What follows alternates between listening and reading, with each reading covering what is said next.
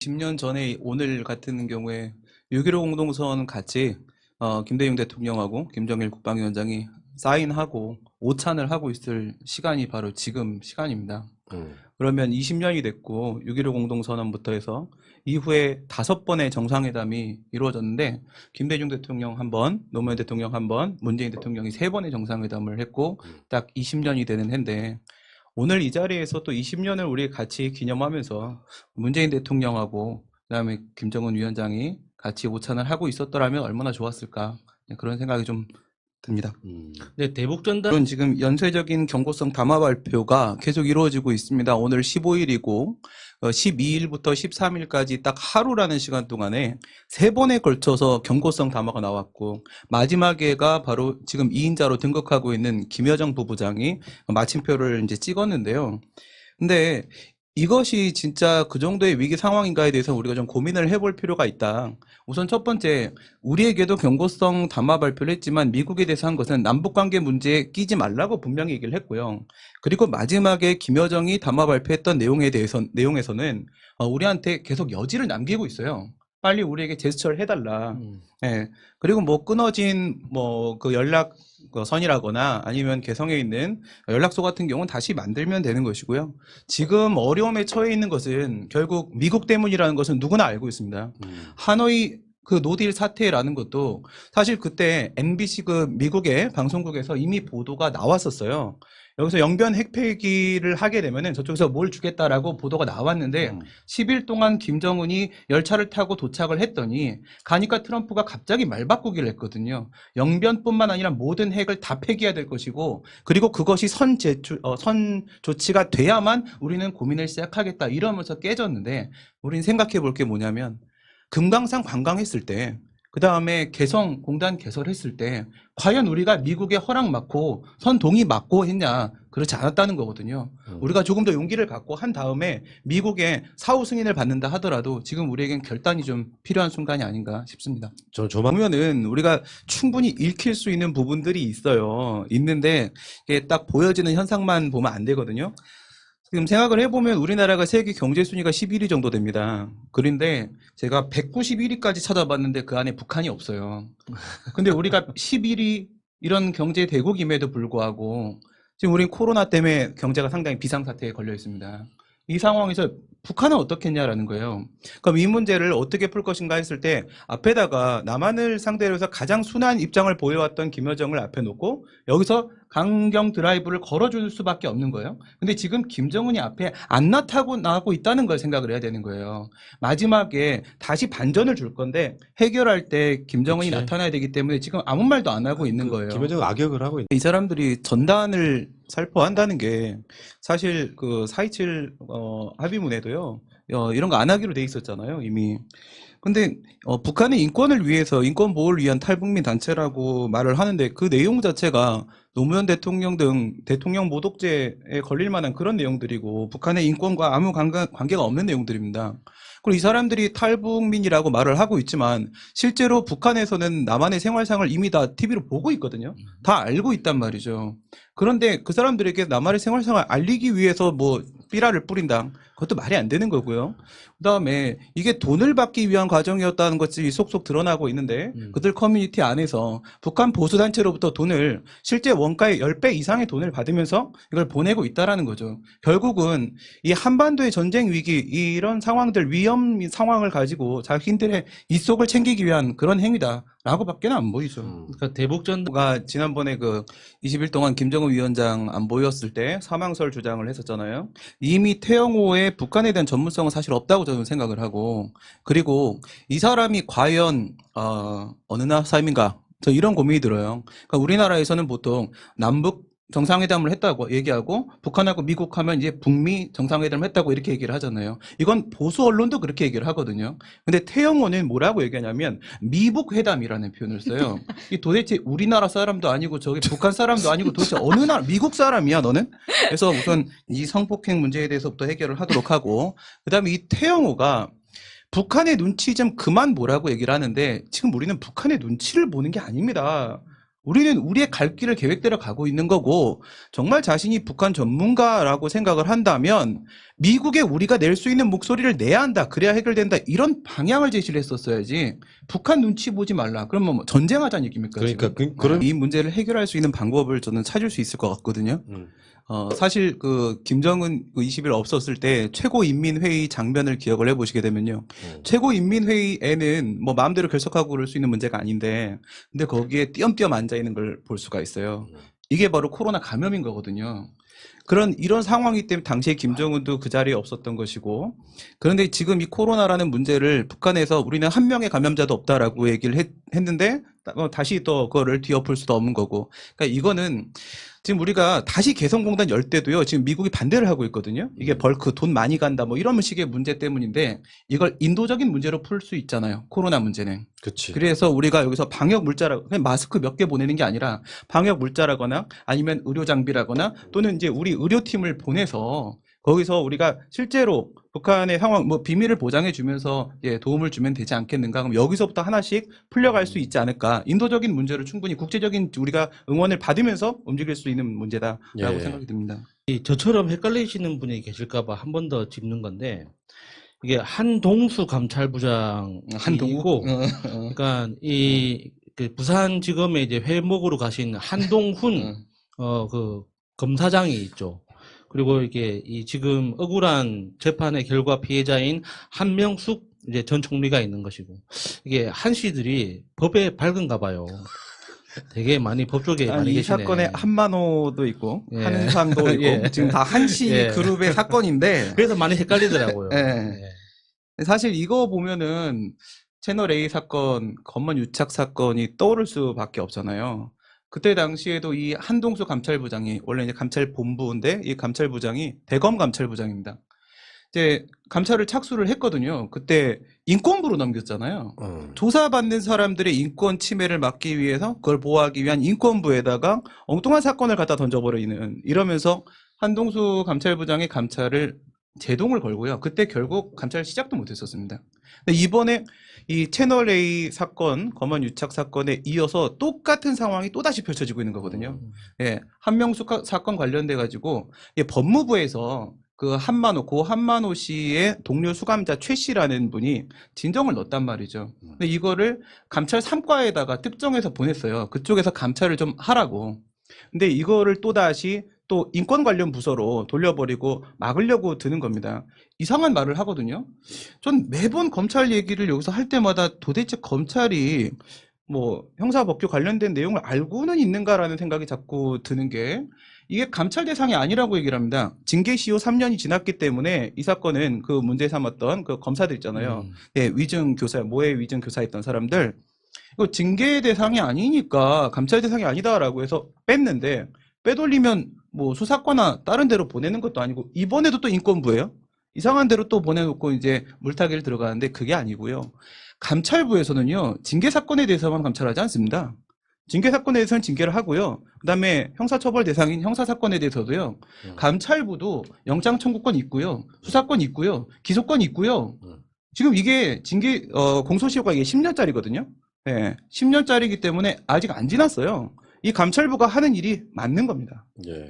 이 어떻게 이렇게까지 할 수 있을까? 그게 사실 지난번 채널 A 때 같은 경우에도요. 문자로 띡하니 검찰총장 윤석열이한테 감찰 시작하겠습니다라고 이렇게 한동수가 보내잖아요. 여기에 대해서 사람들이 뭐 항명 아니냐, 뭐 건방지다, 뭐 이런 얘기를 했는데, 근데 이게 대검찰청 감찰 규정에 보게 되면요, 이런 관련된 규정이 있고요. 그때 당시에 윤석열이 뭐라고 했냐면 병가로 나가 있었어요.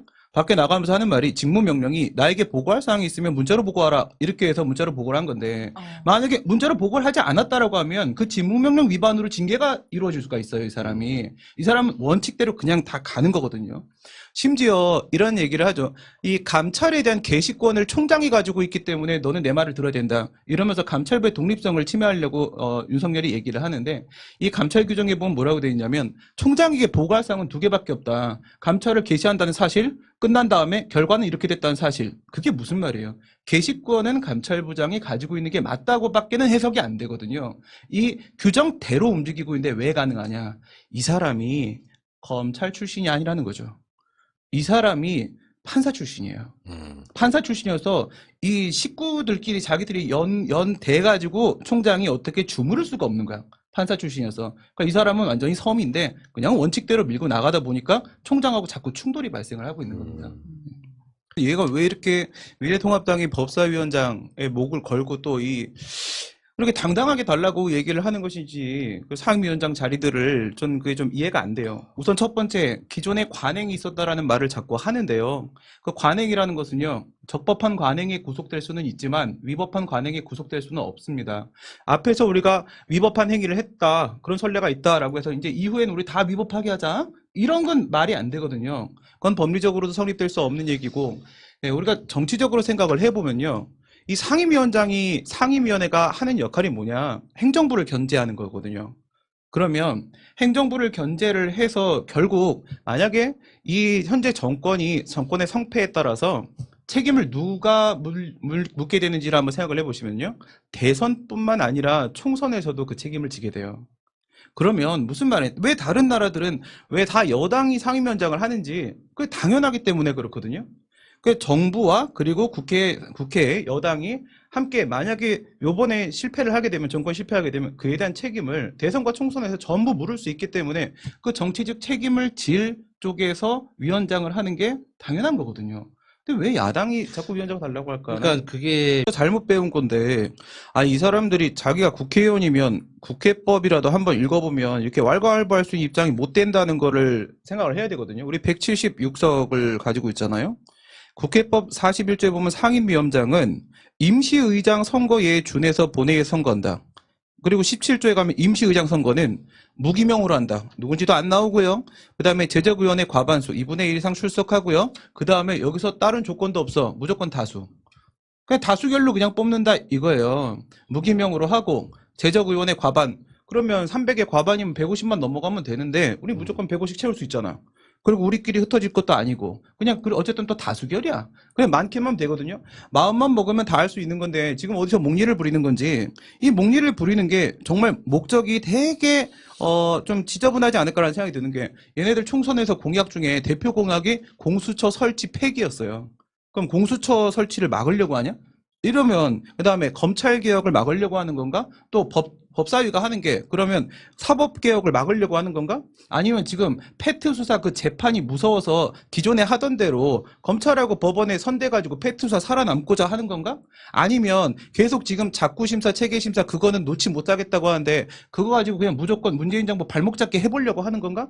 뭐 어떻게 생각을 해봐도 너무 의도가 별로야. 김종인은 이미 그 안철수에 대한 평가를 끝낸 것 같은데?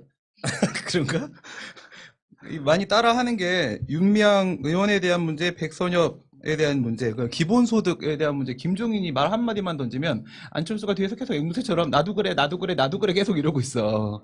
김종인한테 잘 보이려고 지금 정말 열심히 노력을 하는 것 같은데 지금 우리 김종인 할아버지 관심이 없으시고 그러니까 이 안철수라는 정치인, 이분이 그랬잖아요. 진보든 아니면 보수든 이쪽도 아닌 중도 부동층. 플로팅 인버터잖아요. 플로팅 떠있는 이 부동층만 노리고 살더니 결국 선거 때 되면 이 중도 부동층은 이쪽으로 붙고 남는 게 없거든. 그러니까 항상 실패를 했죠. 결국 부동층이 가는 곳으로 자기도 부동 정치인 돼서 같이 따라서 결국 미통당보다 더 미통당스러운 상황이 돼버린 것 같아요. 근데 권은 박상도 지금 민경욱 차명진 맞죠? 이름 차명진 이런 사람들이 이제 당선이 안 되고 나니까 지금 상당히 두각을 나타내는 것 같아요. 정말 소음 정치를 하고 있는 게 지금 당선 안 되고도 끝까지 소음 정치하고 있는 게 민경욱. 이런 사람들 보면은 지금 얘기를 듣다가 그 인자 5개 쓰는 그 고어가 있거든요. 인자 앞에 2개 끊고 사람 인자를 5개만 써요. 사람이라고 사람이냐? 사람이 사람 같아요. 사람이지. 훌륭한데? 요거 괜찮았어? 그러니까 내가 정말 정확한 지적이에요.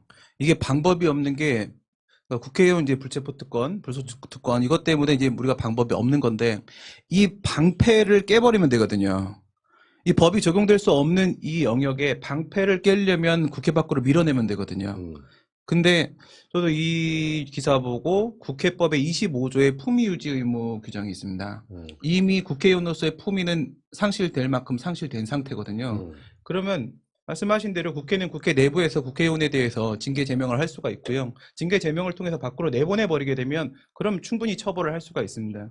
현재 방법은 그거밖에 없지 않겠는가. 누구나 알고 있거든. 이 소장의 죽음이라는 것은 정말 아닌 말고식의 취재와 보도, 수사, 결국 검찰과 언론에 의한 이게 자살이 경찰이 타살의 혐의가 없다고 이게 곽상도가 그러는 거잖아요. 민정수석실 출신이니까 그렇게 하는 거 아니냐, 이거 의문사 아니냐, 이거 타살이다 이런 식으로 얘기하는데 그 타살이라면 검찰과 언론이 살인자인 거죠. 그리고 2번 죽이고 있는 게 바로 곽상도인 거죠. 그럼 곽상도를 처벌하면 이 말대로 타살이라면 네가 죽인 거라고. 그럼 얘를 처벌할 수 있는 길을 찾는 게 맞죠. 그 곽상도는 여기 보면은 뉴스에서 이 댐을 만들 때, 보가 아니고 댐이죠. 댐을 만들 때 보통 하나 만드는데 10년 이상이 걸리는데 이명박 때 2년 만에 16개를 만들었다. 근데 왜 그랬을까를 보세요. 환경영향평가 실시 안 했다. 예, 사전 환경성 검토 안 했다. 그 다음에 수자원 장기 종합계획 안 만들었다. 유치계획 안 만들었다. 이런 얘기를 하는데 물론 맞아요. 우리 행정법 영역에서 공법 영역에서는 모든 논의의 출발은 계획에서부터 시작을 해요. 계획을 제일 크게 짜고 큰 그림 그리고 다시 세부 그림 그리고 마지막에 집행을 하고 이렇게 들어가게 돼요. 그리고 중간에 밟아야 될 절차들이 엄청나게 많아요. 네. 이 계획 세우고 절차를 밟다 보니까 하나 만드는데 10년씩 이렇게 걸리는 거예요. 그러면 니네 때 이명박 때 이 댐을 만들면서 4대강 사업이랍시고 만들면서 있는 법의 절차도 하나도 안 지켰어요. 근데 지금 뭐라고 얘기를 하냐면 이미 세금으로 만들어 놓은 시설이니까 이걸 철거할 때는 없는 법의 절차를 만들자는 거예요. 있는 법의 절차도 안 지켰던 놈들이 지금 없는 법의 절차를 만들어서 이걸 철거할 때까지 시간을 끌어보자는 거거든요. 그렇지. 시간을 왜 끄는 걸까? 그러니까 100% 이건 이권이 지금 개입이 돼 있는 거예요. 5년이든 10년이든 끌어보면 그동안에 빨아먹을 건 다 쪽쪽 빨아먹고 이제 버릴 때 되면 버려라. 그렇지. 그러니까 지금 이거예요. 이쪽에 진짜 이거 말이 안 되는 게 2개 포스터가 있어요. 하나가 뭐 특별히 문제 없다, 하나는 문제가 있다 이렇게 얘기를 했습니다. 여기서 이 사저자 부분에 문제가 있다. 근데 이 부분에 대해서 언론은 보도도 안 하고 있고요. 그리고 나경원 이에 대해서 사과도 안 하고 있습니다. 우선 단순하게 생각을 해도 둘 중에 하나가 문제가 확실히 됐잖아요. 그럼 그 부분에 먼저 사과해야 되는 건 당연한 겁니다. 근데 그건 언론도 묻고 있고 나경원도 그냥 모른 척 하고 있어요. 근데 또 서울대가 지금 이 8개월이나 지나서 이제 와서 이것을 통보한 이유는 무엇일까? 이것도 생각을 해봐야 되거든요. 지금 6월 달인데 5월 달에 그 김현족 그 친구가 졸업을 했단 말이에요.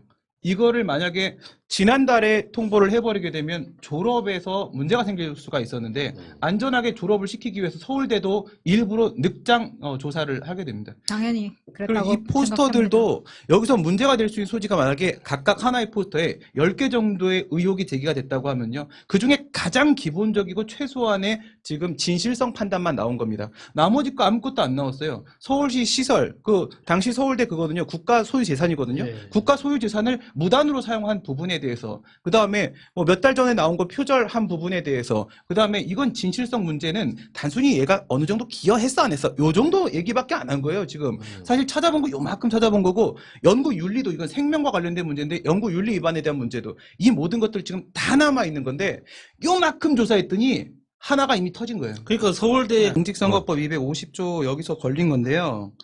당선자가 당선될 목적으로 방송에서 후보자에게 유리한 행위를 했다 이렇게 돼 있는데 이 행위라는 판단이 명확성 원칙에 위반이 된다라는 문제인 거예요, 지금. 그래서 1심에서 전부 4가지에 대해서 무죄를 선고했고요. 2심에서 나머지 3가지 무죄 인정했고 1가지를 걸고 들어갔고 거기서 300만 원이 떨어진 거거든요. 근데 그 한 가지 문제가 이 250조의 공직선거법 규정이 너무 이상하다는 거예요. 명확성 원칙에 반한다는 거고. 근데 이 문제에 대해서 이재명 지사가 2019년 11월 1일 날 위헌법률 심판 제청 신청을 했습니다. 이게 무슨 말이냐면 내가 재판을 받고 있는데 지금 이 법에 따르면 유죄 판결이 나올 수도 있어. 근데 그 법이 잘못된 거 아니야? 이렇게 들어가는 거예요. 근데 그 법에 대한 판단은 헌법재판소가 해줘야 되기 때문에 지금 이 대법원한테 헌법재판소한테 이 법률 조항이 잘못된 건지 좀 물어봐 주세요라고 신청을 하는 거거든요. 그럼 위헌법률 심판 제청 신청을 이렇게 하면 그 대법원에서도 그럴 수도 있겠는데? 라고 생각이 들면 제청을 헌법재판소에 해줘요. 근데 지금 그게 판단이 안 나오고 결정이 안 나고 멈춰 있어요.